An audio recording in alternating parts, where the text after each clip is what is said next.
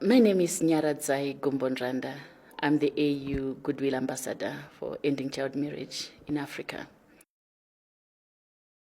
The girls we're talking about are not a statistic. They are amongst us, and we are responsible. Girls in our communities are seen but not heard. So we see them and we ask them to go fetch water. We ask them to assist with selling things on the market. But when that same girl says, there is a man who is doing bad things to me or who is saying things to me, we don't listen. We must listen to our children. Because when our children express to us what is happening in their life, we need to have quality time to listen, to respond, and to support them.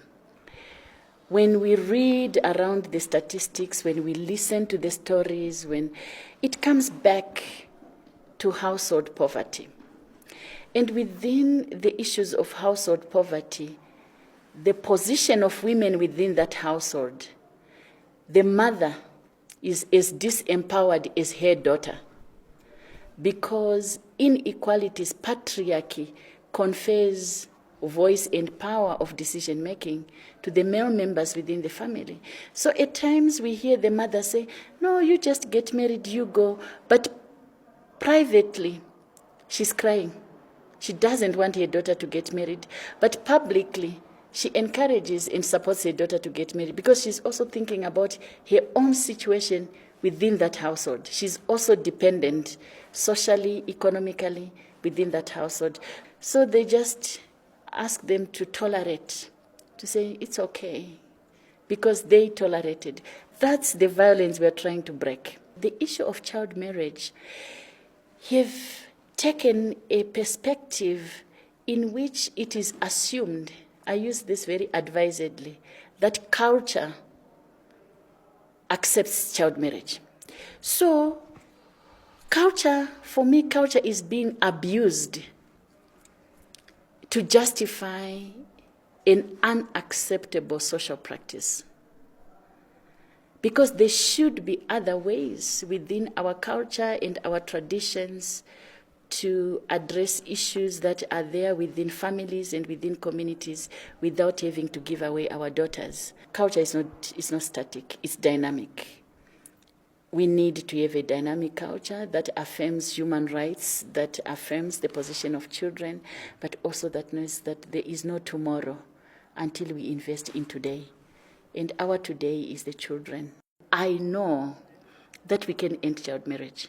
We have the data. We know the issue. We know the causes. We know the interventions that needs to be done. Therefore, we just need to act.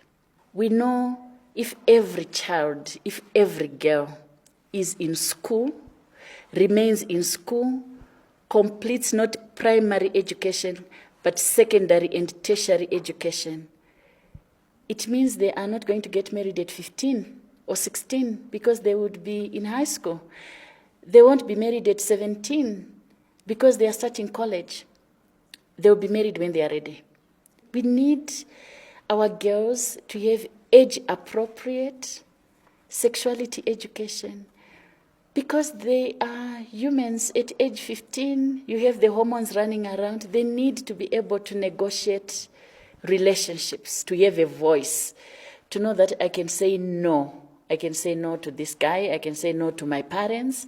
I can say no to my elders if it is about going into this relationship. I think that in itself would mean that we have millions of our girls being able to push back. I also believe that it's doable for us to end child marriage because we can register everybody. Everybody should be possible to get a birth certificate.